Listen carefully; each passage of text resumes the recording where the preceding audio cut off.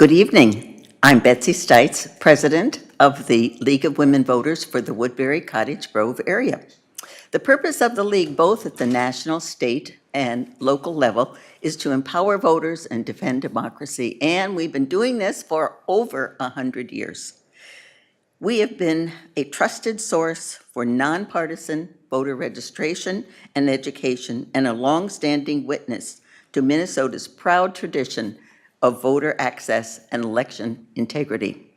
The League's mission is to encourage informed and active participation of citizens in government.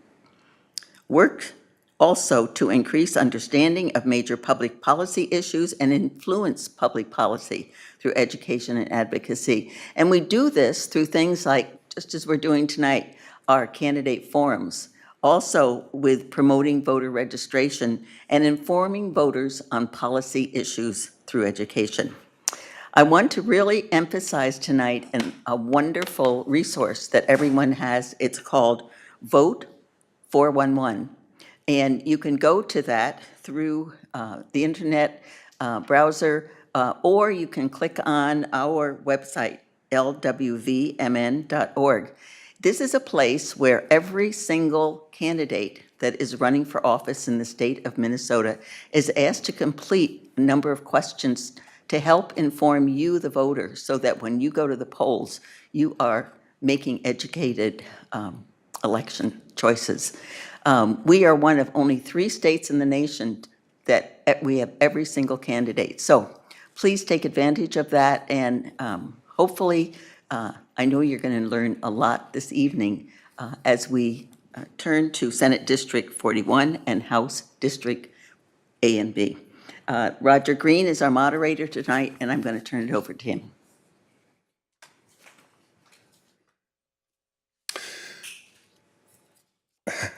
Thank you, Betsy. Welcome to this League of Women Voters Candidate Forum for Minnesota Senate District 41 and House Districts 41A and 41B. As Betsy told you, my name is Roger Green. I will be moderating tonight's forum, and I do not live in District 41. Tonight, we will have questions in the categories of healthcare, elections, climate and environment, equity, childcare, and a general category. The questions have been submitted by voters to the League of Women Voters, email, or during voter service events in the community. The viewing audience can submit questions by calling or texting the number displayed on the screen during the forum. We will not have time to ask all questions because of the time restrictions, so League volunteers will decide which will be presented in order to address a variety of topics. Each candidate will be asked to provide a 1-minute opening statement, a 1-minute closing statement, and will have 1 minute to answer questions, with 30 seconds allowed for any rebuttals. We will go in alphabetical order by race for opening statements. The reverse order will be used for closing statements. With each question, the order of response will be rotated. Our timekeepers tonight are League of Women Voters volunteers Sandy Alexander and Heather Mockler. This forum is being live streamed and broadcast by the South Washington County Telecommunications Commission. All candidates have been asked to participate. On hand tonight, we have for Senate District 41, Judy Seeberger. For House District 41A, Pat Driscoll. For House District 41B, Tina Folch. 3 candidates declined to participate. Senate candidate Tom Dippel, House District 41A candidate Mark Wiens, and House District 41B candidate Shane Hudella. All 3 provided written statements, and I will be sharing those after the candidates who are present have made their opening statements. So let us begin. The first person to do an opening statement will be Judy Seeberger from Senate District 41. So please start us off. Thank you, Roger. My name is Judy Seeberger, and I'm running for Senate because, like many people, I'm tired of political ideology getting in the way of getting work done for the state of Minnesota. We need leaders who are focused on solutions and working together, not rhetoric and division. When I get to the Senate, I'm prepared to roll up my sleeves and get to work. I believe in working together and discussing all sides of an issue. As a paramedic working in the back of an ambulance, I don't have the luxury to stop work and dig my heels in because I differ in ideology with my partner. Instead, I jump in and make important and critical decisions every single day which are based on my patients' best interests. You can expect the same commitment from me in the Senate. I will fight hard to ensure we have an economy that works for Minnesota. I will work across the aisle to create a safer Minnesota and thriving neighborhoods, and I will be a champion in protecting reproductive freedom in the state of Minnesota. I'm grateful for the opportunity to be here today, and I look forward to continuing these important discussions as we lead up to November's elections. Thank you. I will now read the statement provided by candidate Tom Dippel. It is with deep regret that I am unable to attend tonight's event. The newly redrawn Senate District 41 stretched from Hastings all the way to Grant. With so many voters to talk to, I am unable to attend every event I am invited to. I am, however, excited to work for the people of Senate District 41 in St. Paul. While my opponent seeks to divide Minnesotans on social issues that will not change, I am focused on uniting the district around issues that need to be immediately addressed. The message at the doors is clear. People demand solutions to rising crime, skyrocketing prices, and a budget surplus that politicians want to spend. I'm the only candidate in this race that has been endorsed by the Minnesota Police and Peace Officers Association and the National Federation of Independent Businesses. I am proud to be the candidate that our police and small businesses trust to be part of the solution in St. Paul. Now with her opening statement is Pat Driscoll. Hi, my name is Pat Driscoll, and I'm a wife, a mom, and a grandparent. I grew up in the metropolitan area. I attended public schools, and after graduation, I attended the University of Wisconsin in River Falls, where I majored in elementary education and minored in art. After graduation, I went right to grad school because I wanted to earn enough credits to teach students who have learning disabilities how to read. And so I did that at the University of St. Thomas, and I taught students with learning disabilities for half of my career. And then I was a principal for the other half for 18 years on the North Shore, and that was a very pleasant job. And I did very well with closing the reading gap in my school. And so I'm running because I care about people and I care about Minnesota, and my vision for Minnesota is this mic still working? Okay.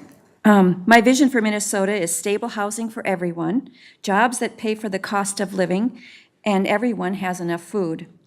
I also want clean air, water, and soil so that we can avoid pollution. I want people to go along, We need to to get ask you along. to stop at this point. Thank you, though. Yeah. Okay, thank you. I will now read the statement provided by candidate Mark Wiens. Thank you to the League of Women Voters for hosting this event. It saddens me that I am not able to be with you this evening as I have a previous commitment to another community event and I am unable to participate. I appreciate the moderator sharing with you what would have been my opening remarks. My name is Mark Wiens and I'm running for House District 41A. My most important roles in life are as a father to two strong young women, a husband to my wife of 31 years, and a son to my mother, who once cared for me and for whom I now care.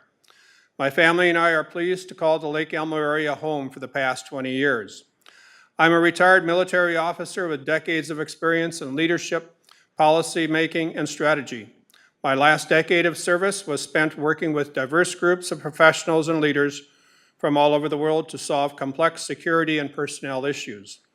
I'm ready to utilize these skills and work with stakeholders to make Minnesota the best it can be for everyone. I am a believer in the high standards of our American civics by which we can have a hearty debate and come to an understanding or agreement. I am disappointed by the bitter name-calling and unfounded attacks that permeate our politics and frustrate our citizens. Together we can do better and get more accomplished through reason and respect. I have not held public office before, and I don't plan to make a career of this. Yet I do believe we are at a critical juncture, and I am willing and able to serve the people of Minnesota with integrity, tenacity, dignity, and goodwill. And now with her opening statement is Tina Folch. Hi, thank you. Yes, Tina Folch here, and I'm running for the Minnesota House District 41B, which is the Cottage Grove and Hastings area. Thank you for this opportunity to speak. Thank you, League. I'm running for this office because I believe our leaders should be bringing people together rather than driving them apart. For many of us, we feel that it's time to set aside our differences and work together to lift up Minnesota. That's why I'm running, and that's why I'm supported by many of the groups who care about us, such as our teachers, nurses, firefighters, organizations that support reproductive rights in the environment, the AFL-CIO, the St. Paul Building and Construction Trades, and the mayors of both Cottage Grove and Hastings. We need someone as myself with experience as an elected official in bringing diverse people together from our communities to find common ground solutions. As an expert in state and local government, I'll hit the ground running. I need your help to make changes possible, and I'll work hard every day on your behalf at the Capitol. Thank you. Thank you. I'll now read the opening statement of Shane Hudella. Thank you so much to the League of Women Voters for hosting this event and for all the viewers for engaging in our civic system to educate yourselves about the candidates in this year's race. My name is Shane Hudella. I am running to represent the great people of Hastings, Cottage Grove, Denmark, and Inninger townships in House District 41B. I've lived in Hastings my entire life. It's where I've raised my family of 4 boys with my amazing wife, Jessica. Our district is such an amazing place to live and flourish, and I'm excited for the opportunity to be your voice at the Capitol to ensure that our communities remain safe and prosperous. I served in the Minnesota National Guard from 1988 to 2012, where I had the privilege to lead some of America's finest men and women. My time in uniform taught me to overcome adversity and bring people together for common goals. We had a saying that in the Army that I still carry with me: we're all green, no matter where we came from. Before retiring from the Army, I started a nonprofit organization to help military families cope with the challenges that go along with serving our nation. We've grown the organization now into a national program that has helped over 100,000 families with millions of dollars in benefits that keep military kids healthy and active while mom or dad are away. My top 3 priorities at the Capitol will be kids, cash, and crime.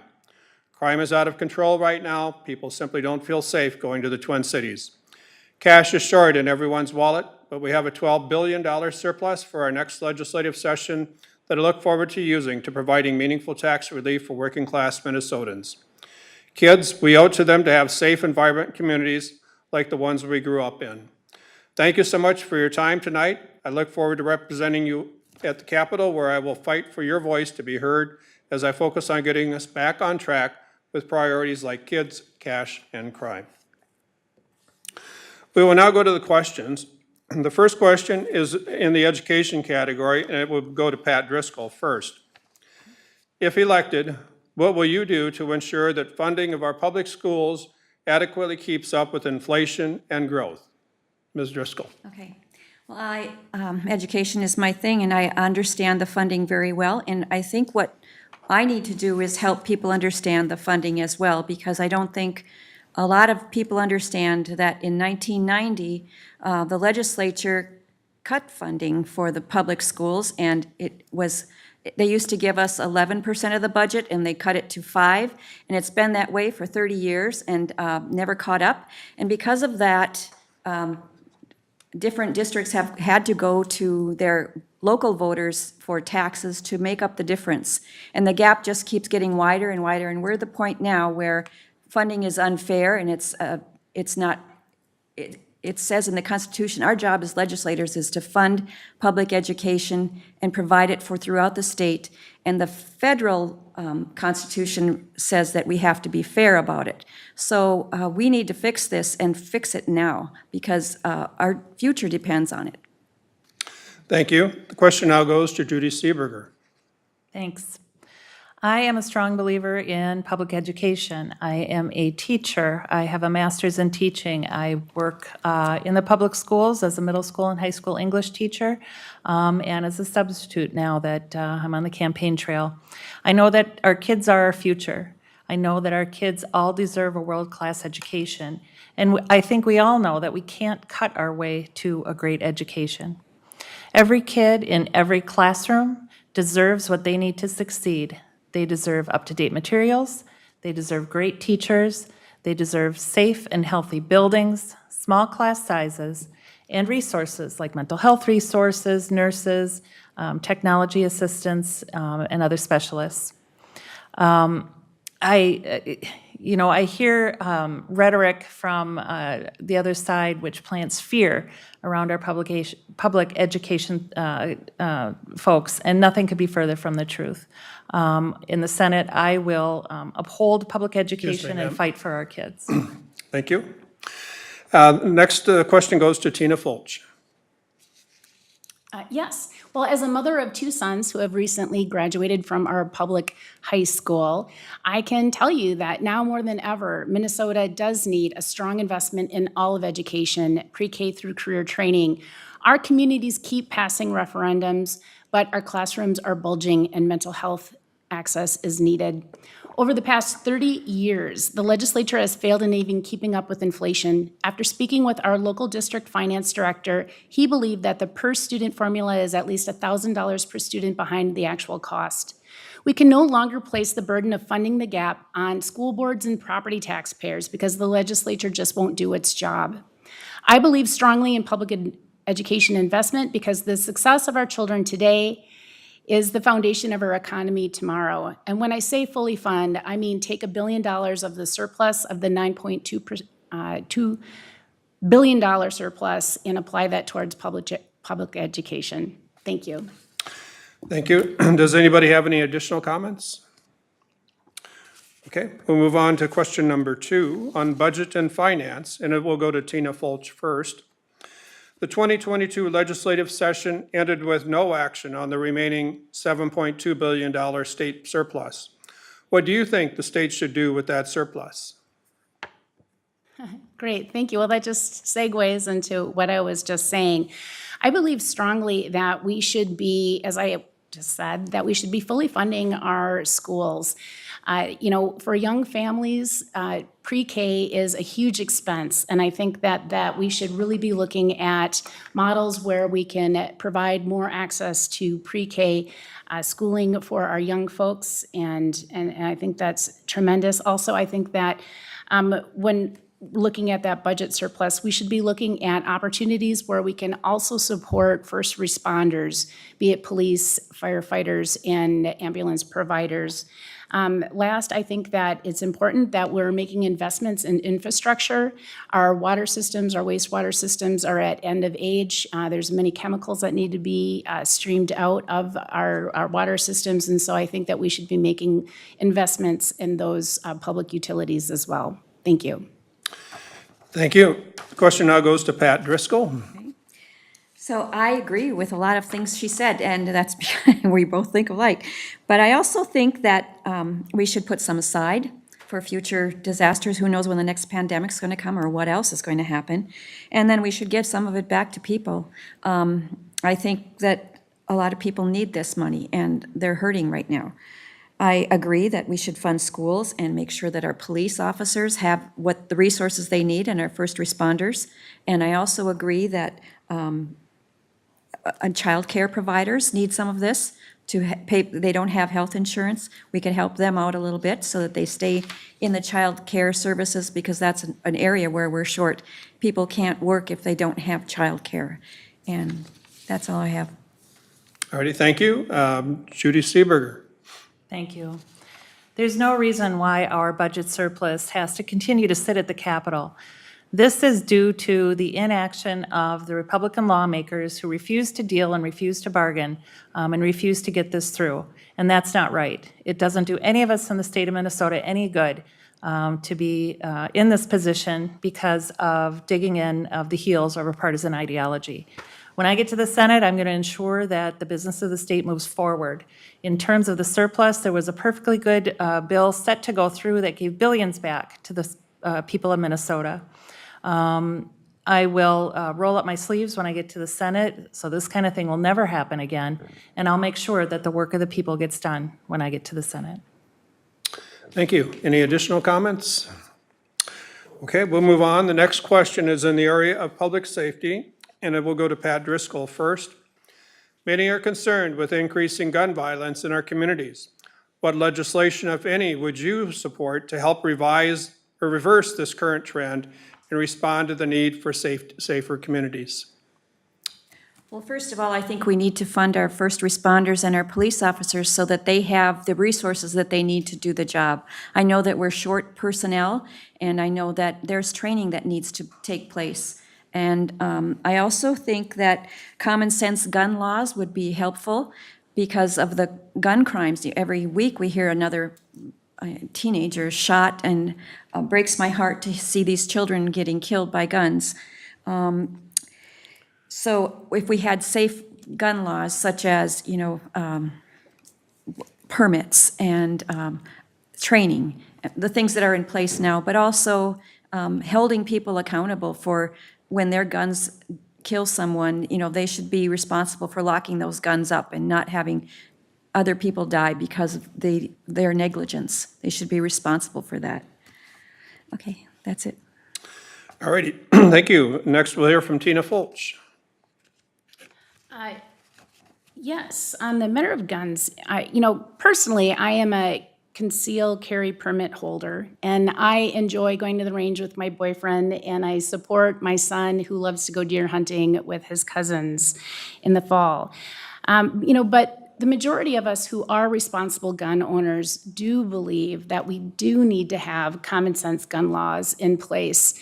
What we see with mass shootings occurring all over our country and locally, the scares. When I'm at the doors, a lot of parents are concerned about the safety in our schools when our children are begging for us to do something more to make their lives safer. How do we ignore that? And so I agree with Pat here that we need to have common sense laws. We need to have extreme risk protection orders, which are also known as red flag laws, put in place to take guns out of the hands of folks who are no longer mentally well. And also, we need to remove loopholes. Sorry, that's the end of your time. In background checks. Thank you. Okay. The question now goes to Judy Seeberger. Thanks. I'm a first responder. I am a paramedic. I work on an ambulance in the metro. I see the effects of crime every day when I'm on the job. When I'm on the streets responding to a scene, most of the time, people that are right next to me, shoulder to shoulder with me, are law enforcement. They keep me safe on the job. They have my back when I'm out on the streets, and I'll have their back at the Senate. We need to invest in our public safety folks. We need to ensure that our law enforcement has the resources they need to keep us safe. We need to take care of our first responders so that they can continue to take care of us. People deserve to feel safe where they live, where they work, and in their communities.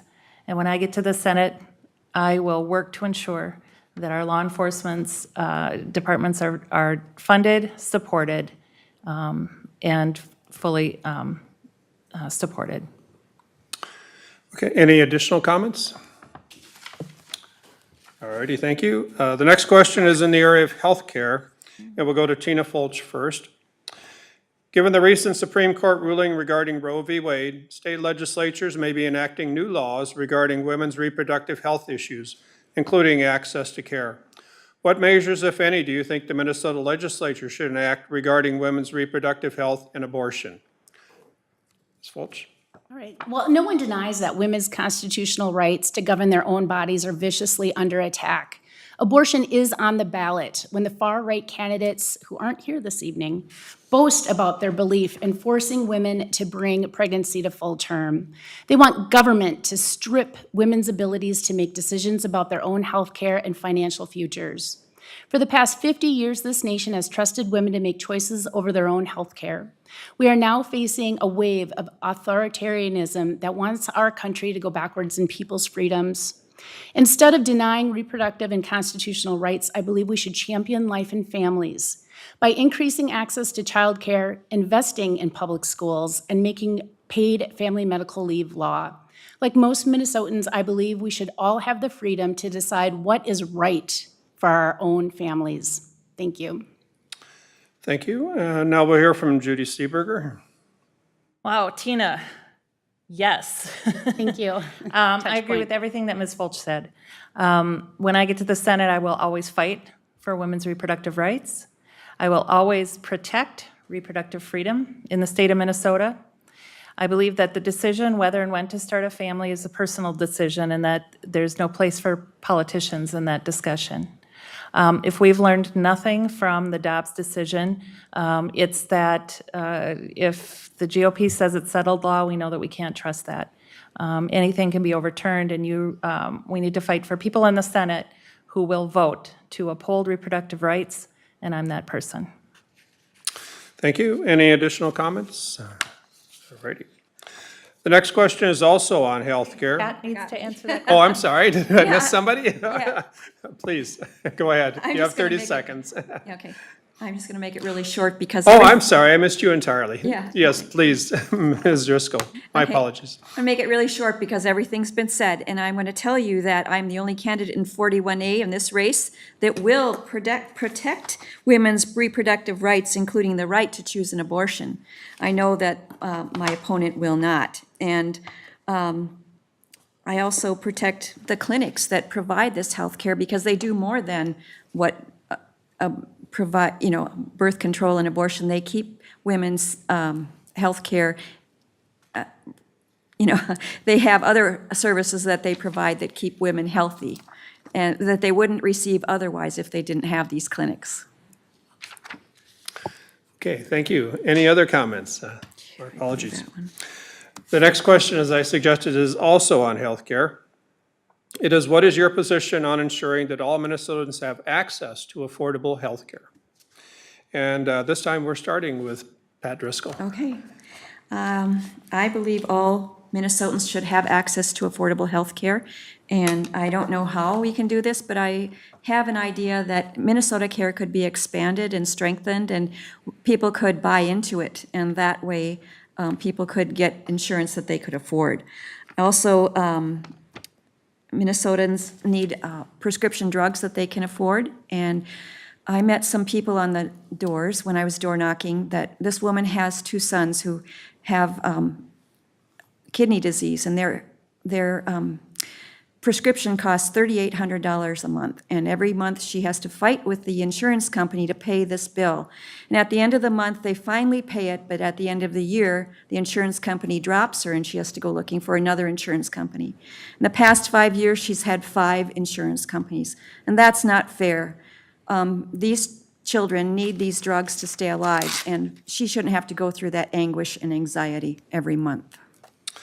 Thank you. Next, we'll hear from Judy Seeberger. Too many people don't have access to affordable health care when they need it.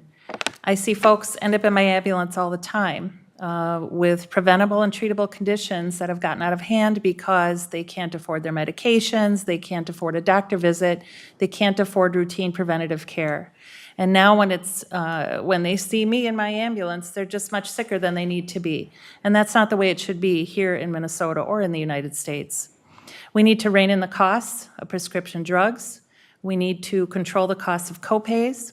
And we have to ensure that every Minnesotan has access to affordable health care when they need it. Thank you. And now Tina Folch. Yes, I agree with the other candidates here this evening. I want to see my colleagues. And so healthcare access is a basic human right, I believe, that we should all be sure to have the ability to access it. When you talk to folks who are hospital administrators, they'll tell you that the most expensive healthcare a person can receive is actually emergency room care. And oftentimes when folks have to forego regular, checkups, preventative types of care, and disease, gets to the point, or injuries get to the point that it results in folks have to go to the emergency room, is a huge burden on everyone because the hospitals have to pass those costs that they weren't able to recoup from those individuals to other users of the systems. And so I believe that we do need to find new models for providing healthcare, and I agree that we need to expand Minnesota healthcare, Thank you. Minnesota Care. Any additional comments? All right. Our last question on healthcare goes to Judy Seeberger first. Should the state invest in more mental health resources? And if so, how should that be done? Mental health resources are critically insufficient, underfunded, and simply not accessible to many of the folks that need them. Again, working in an ambulance, many times I respond to folks that are in mental health crisis, and it turns into a revolving door. We take them in the ambulance, we bring them to the emergency room, and before you know it, they're back out on the streets, and over again. We need comprehensive mental health care in this country and in the state of Minnesota. We need, as a society, to value the importance of mental health care. And in the Senate, I will work hard to ensure that our mental health system is supported and funded and uplifted, and I will do everything in my power to ensure that those that need care for mental health will get it. Thank you. Next, Tina Folch. Yes, I believe that since COVID has happened, more than ever before, we are seeing a mental health crisis throughout our state and our nation. When you talk to teachers, they will tell you that they're seeing behavioral issues with kids today like they've never seen before. And so I would like to start with as I had mentioned, fully funding our schools and making sure that our schools are able to bring in mental health resources that are available for students so that we're catching problems that they may be suffering from earlier in life so that they don't develop bad habits later on as adults. And so I think that that's really important. And also, I think in general, we need to be making investments in mental health resources. If you talk to anybody who's tried to get in for an evaluation, with a psychiatrist, it can take 9 months up to a year to be evaluated when you need help right then and there. And so I think overall, we need really to rethink about how it is that we're providing mental health services. Thanks. And the next to respond is Pat Driscoll. Okay, thank you. I agree with everything they said, and there's one problem that I see, and that is where are we going to get the health professionals? Because my daughter is a mental health professional, and her school loans, she says she'll have them paid off when she's 70. So where are you going to get kids to go to school for that long? Because you have to have a master's and then beyond if you want to be a therapist. So where are we going to get students who pay those loans and that big commitment of $100,000 or more, and then so we have to help the kids. We have to start by making college less expensive, especially for those who go into areas that are needed, like teachers, mental health providers, and things like that. So we have to have some way of providing interest-free loans. I think that would be better than paying 8% on those huge loans. Because we have to help kids if we want, we can have, we say we need them, but if there's no professionals to help, it's a moot point. Thank you. Any additional comments on that question? Okay, our next question is on the elections, and it'll go to Pat Driscoll first. As a member of the legislature, what measures, if any, would you suggest to reinforce voter confidence that our elections are secure and accurate? Okay, well, I know they are secure and accurate. My sister was a judge for several times now, and I know that every vote is counted over it. We have a paper ballot system that backs up our electronic ballots so that there are no errors, there's no cheating. And if you doubt it, be a judge and you'll find out this is secure, and this is probably the securest in the nation.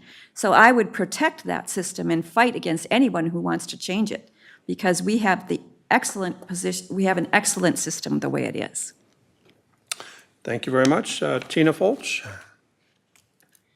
Yes, I agree with what Pat just said. I would say, though, furthermore, we do have an issue of cybersecurity in our state. I'm not saying that we currently have a corrupt system, but just overall, it is a well-known problem that we need to be investing in cybersecurity. The state's broadband task force, and there's also a legislative commission on cyber security that have put together a whole laundry list of initiatives that should be done to help fund both the state and local government to ensure that we are having the securest systems that we possibly can, just even beyond beyond election software systems that are used.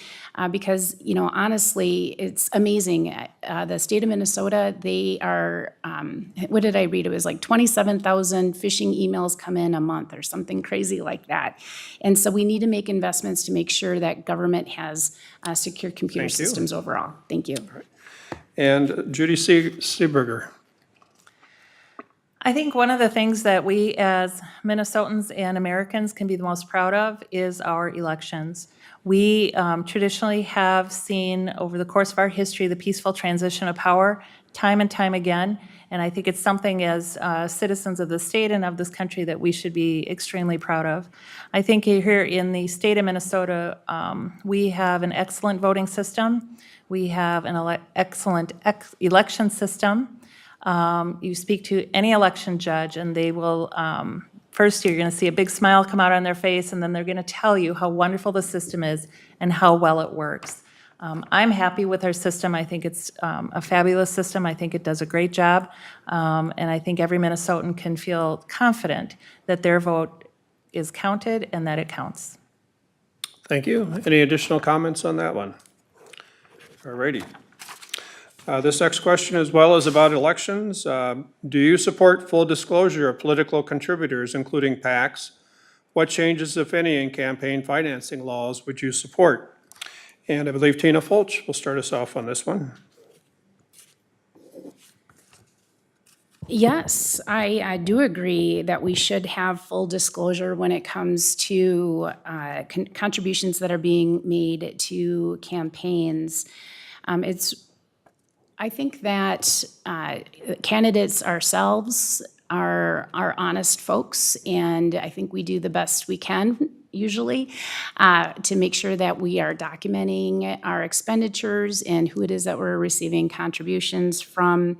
I think that it gets murky, though, when you look at political action committees and dark money that can be pouring into those groups. It is really astounding. When I ran in 2018 for House District 54B, at the time, my opponent had $200,000 worth of outside PAC money poured into his campaign. And so I think that there should be limits placed on PAC contributions into the future. Thank you. Thank you. Judy Seeberger. I think full disclosure of campaign financing, where the money comes from, who's behind the money, who is funding the efforts. I think it's vital to ensure the integrity of not only the candidate, but also the confidence of the voters in terms of who they're electing and who may be behind their candidacy. In my case, I am proud to say that every donor is itemized, disclosed, and out there. Any endorsement checks that I get are generally from unions and labor organizations. Thank you very much. But I know that that's not always the case. And I think that the voters deserve to know where the money's coming from, who is funding the campaigns, and what those interests are that underlie a lot of those contributions. And the question now goes to Pat Driscoll. I fully support full disclosure of campaign funds, especially when it comes to the big money, the corporations trying to control government. I think that all needs to be disclosed, and I'm one who, and we all signed the agreement that we will not spend more than so much money. So I think that if we all did that, elections would be, we'd be electing people who really want the job, not just because they're paid to be in there and make laws for corporations or CEOs of big companies that are in it for profit. Thank you. Any additional comments on that question? I'd like to make an additional comment. Please. Pat brings up a really good point with the campaign spending limit pledge and agreement that we all signed. And I'll note that my opponent did not sign that. I believe that it inspires confidence in the voter for a candidate to say, look, I will raise a set amount of money and I will spend a set amount of money. And to me, it rings a little bit untrustworthy not to agree to abide by those limits and instead raises questions about where that money comes from. All righty, thank you. Any additional comments? No, I would just like to say that I agree with Judy wholeheartedly. Yes, thank you. Okay. Thank you. The next question is in the area of climate and environment, and it will go to Pat Driscoll first. Okay. Do you believe the state has a role to play in reducing carbon emissions to address the changing climate? And if so, what should the state be doing? Absolutely. I agree that the state should be reducing carbon emissions, and I know that we are. We know what to do, and that is to reduce carbon emissions to net zero by 2050, because that's going to save the planet, and we need to do that immediately. I mean, we need to continue on our path that we are already on to do that. The other things that we need to do is invest in other types of energy so that don't emit carbon emissions, so alternative types of energy, and we also need to invest in technologies that use less energy. Those are the three things that I think we need to do. Thank you. Tina Folch? Well, I believe that politicians really have to stop kicking the can on this one. Climate change, to know that there's evidence of it, all you have to do is turn on the news and see all the storms ravaging our country and the fires and such. So if we're going to make the goal, as Pat had alluded to there, about getting to a net zero economy by 2050, we need to invest in renewable energy and energy conservation in strategic ways. We should, first of all, I believe, upgrade Minnesota's building codes to stress greater energy conservation. Secondly, I believe the state should provide grants to local government and to school districts so that we can begin to make more investments in renewable options. And third, I think the state should provide resources to local governments to create climate action and resiliency plans so that we have roadmaps for communities on how to make these transitions occur. Thank you. And thank you. And the question goes next to Judy Seeberger.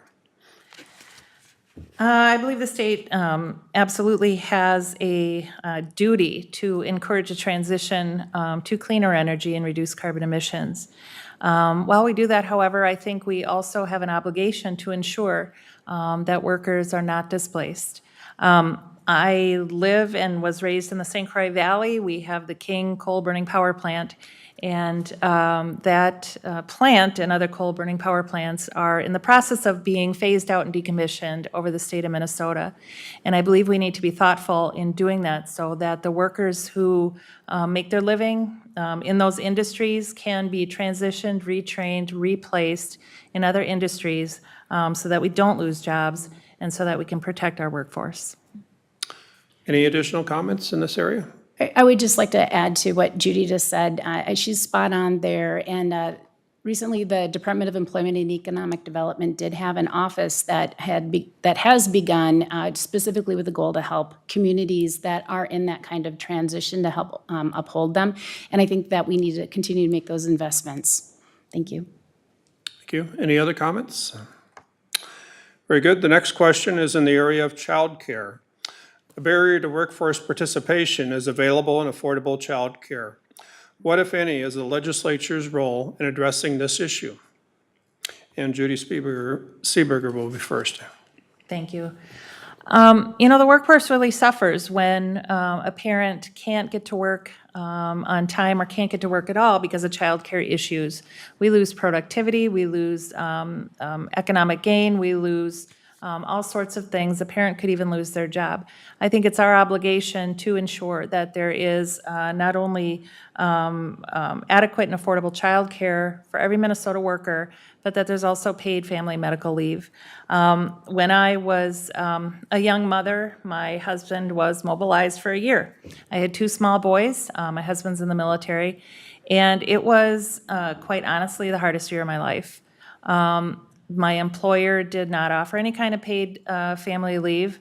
I could have really benefited from it. My boys could have really benefited from it. And it was a real hardship. And folks in Minnesota shouldn't have to go through that. I'm a big supporter of paid family leave and affordable, accessible childcare. Thank you. Next, Tina Folch. Yes, if you talk to any young family today, they will tell you that daycare is a huge problem in their budgets these days. And, and we're really seeing evidence of that. Here in Minnesota, we're experiencing the lowest employment rates within my lifetime. And however, there is about 70,000 people that haven't gone back to work since COVID has happened. And studies are showing that a lot of those folks are young families, they're young mothers specifically, who are staying at home because they are unable to find affordable health or childcare for their children. And then also for other family members, they are having difficulty finding adult care. And so it's a little bit more complicated, but I do believe that we should be doing what we can to have childcare tax credits available to more families. And also I agree about instituting a family medical leave program for small businesses to offer to their employees. Thanks. Thank you. Next, Pat Driscoll. I think another thing we could do for child care providers is to provide them with health insurance, Minnesota Care, so that they can, have insurance that's affordable and maybe relieve some of the stress of what they have to charge people for childcare. Because my niece, for instance, she has 2 young children. She pays $1,500 a week for childcare. I mean, I can't imagine that. So I think you could pay a nanny that. But anyway, I think that childcare is important. We also need to provide training for childcare providers so that they are, doing a good job and we have good childcare for all our children. I think we can do that through the state. Thank you. Any additional comments on that topic? Very good. The next question is addressing smoking prevention. And Pat Driscoll will be responding to this one first. Last year, Minnesota collected more than $720 million in tobacco taxes and settlement fees, but less than 2% was spent on tobacco prevention and cessation efforts. Do you support funding to prevent youth tobacco addiction, help adults quit, address disparities, and reduce tobacco-related health costs borne by residents, businesses, and communities? I absolutely do. I saw my brother-in-law die from, lung disease from smoking, and I have other people close to me who smoke, and I see their health failing. I know it's bad, but I've also seen them try to quit. I don't know what the answer is, but they've tried many times, and it's very difficult.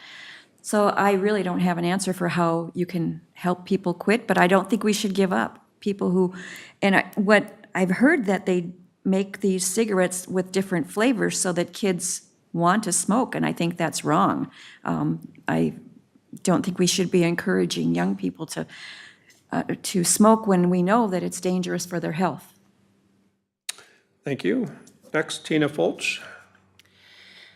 Wow, that's a startling statistic. I didn't realize that only 2% of all of those fees were going back for prevention. And I am very supportive in helping to educate young people. As I had mentioned, I have 2 sons who have recently graduated from high school, and they both told me at length about how disgusting they thought it was that they would go into the bathrooms and they would be full of vape from other kids doing that, and how kids would hide it, in their sweatshirts and actually be vaping in the halls and such. And so even though we have increased the tobacco age to 21, it still continues to be a huge problem, and I would advocate largely for that money to go into educating school-age children so that they don't develop these habits. Thank you. Thank you. And Judy Seeberger. We all know that smoking is bad for us. We all know that vaping is bad for us. But what I'm hearing in District 41, and particularly in Hastings, who's been a leader on this issue, is the dangers of opioids and fentanyl poisoning. I have a nephew who we lost to fentanyl poisoning in 2020, and I think this is an epidemic that deserves attention at the state level. Again, I'm proud of the way Hastings has handled the issue and has brought it to light. I think at the Minnesota Senate, we need to continue to shine a light on this issue, and when I get to the Senate, I will continue to fight this epidemic, and I will seek to hold the criminals responsible who bring this poison into our communities. Any additional comments? Well, I just want to say I agree with Judy that she's spot on, that's really where the problem is in our communities is with fentanyl, even though vaping is prevalent among young people. And we are lucky to have our local Hastings United Way that's been doing so much work on this particular issue. Thank you, United Way. Our final question tonight is in the area of equity and inclusion. What does equity and inclusion mean to you? Where do you feel Minnesota has made progress with regards to equity and inclusion? Where do you feel progress still needs to be made, and how would you support that? And let's see, we've got Judy Seeberger starting on that question. A big reason why I decided to run for Senate in this race was not only because of the inaction that we saw in the last legislative session, but because of the hateful rhetoric and fear that I've heard surrounding folks in our LGBTQ community, in our trans community, and people who have tried to roll back the rights of the state. That's not right. I intend to keep moving Minnesota forward. I intend to continue to lift up all folks, show kindness, respect, equal opportunity to everybody, and giving folks what they need and deserve. In that regard, I will always uphold the rights of our LGBTQ community, our trans community, our non-binary communities, and will continue to seek to advance their rights rather than roll them back. Thank you. Pat Driscoll? Can you repeat the question, please? I sure can. What does equity and inclusion mean to you? Where do you feel Minnesota has made progress with regards to equity and inclusion? Where do you feel progress still needs to be made, and how would you support that? Okay. I think one thing that we need to educate people on what equity is, because some people don't understand it. And what equity is if you have, for example, a fence post and you have a child trying to watch a game and he can see over it and he can see the game just fine, but then there's a child that's too short to see over the fence. Equity is giving that child something to stand on so that he too can see over the fence. So it's helping people be equal, but even though they have differences. And that's what equity means. Inclusion means accepting everyone for who they are and respecting them. And that's one thing that we are doing a good job of teaching in the schools, but we need more of it, and we need it in other areas, not just the schools. Adults need that education as well. Thank you. And Tina Folch? Yes, both candidates before me stated the issue very well. I would just like to add that, it is something, equity and inclusion is something that I've been working on within the Hastings community for the past several years. It began with some strategic workshops and bringing together community members, and it has evolved into what is today Thrive, and where we're trying to make Hastings a more inclusive and welcoming community for people of color and other cultural backgrounds, not to mention being more inclusive of the LGBTQ community. And so I think that is extremely important for our communities if they want to grow, if our businesses want to expand, that we make sure that everyone within our communities feel supported and that they want to be there. When you ask about what have we been doing really well, I want to say at the state level, I have to tip my hat to the Wells administration for making environmental justice an issue that they've been championing, where they've been putting dollars into communities that have been subject to commercial pollutants. Thank you. Thank you. Okay, that concludes the question portion of tonight's forum. We're going to move into closing statements and do those in reverse direction. So first will be the candidate for House District 41B, Tina Folch. Please start us off. Their closing comments. Sure. Well, I'm running to represent you in St. Paul because on the issues that matter most to us, which are healthcare, education, and supporting reproductive rights, I believe in the famous Wellstone quote that we all do better when we all do better. Now, more than ever, our legislature needs to step up and work together to find common sense solutions. It starts with setting aside rhetoric and fear-mongering and focusing on common values where we can work together because we should be nonpartisan on these issues. With a record $9 billion surplus that went largely untapped, we have the opportunity to shift the state budget to fully fund public education. We can further pilot programs to support first responders, drive down costs for daycare, and create a family medical leave program for small business employees. I want to be your voice in St. Paul, and that's why I'm here today. And I will be tenacious about doing what's right. I'm asking for your vote. Please visit my website at tinafolch.com. Thank you. Thank you. We'll now hear from the candidate for House District 41A, Pat Driscoll. Well, first of all, I'd like to thank the League of Women Voters for hosting this tonight and providing us this opportunity to get the word out about our campaigns, even though our opponents didn't show up. That says something about their willingness to participate. I wanted to thank you first of all, and then I want to say that education is in our Constitution, and our Constitution says this, and I'll quote, "The legislature shall make such provisions by taxation or otherwise as will secure a thorough and efficient system of public schools throughout the state." And I know that school class sizes in my school district, which is the 6th largest in the state, are at 40. To me, that's not efficient, that's not effective, and we need to fund public education. Thank you. Thank you. The final closing statement is from Senate District 41 candidate Judy Seeberger. Thank you for the opportunity to be here today. It's important that we continue to speak about these issues so that voters can make informed decisions as they head to the polls. The people of Minnesota deserve senators who will work hard to get the job done. My opponent has gone on record saying that if he gets to the Senate, he plans to rock the boat. I don't think that's what the people of Minnesota need or deserve. The people of Minnesota deserve folks that can get together, work together, debate the issues, and ultimately get on with the business of the state of Minnesota and get the job done. And that's what I'll do when I get to the Senate. My campaign has been reaching out to voters across Senate District 41 for months. I've seen the best of Minnesota, and you can count on me to be a hard-working champion for the things that we all want. An economy that works for Minnesotans, safe communities and thriving neighborhoods, great schools, secure retirements, and the right to choose when to start a family. I would be honored to have your support and your vote in the fall. Thank you. Thank you. The League thanks the candidates for their participation, the City of Cottage Grove for making available their council chambers, SWCTC for taping and broadcasting this event, our League volunteers, and you, the audience, for your attendance. Please make every effort to become informed about candidates running for all the offices on this year's ballot, and most importantly, let your voice be heard. Vote.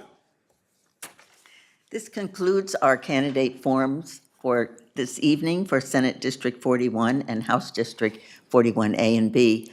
I want to first of all thank all of you for running for office.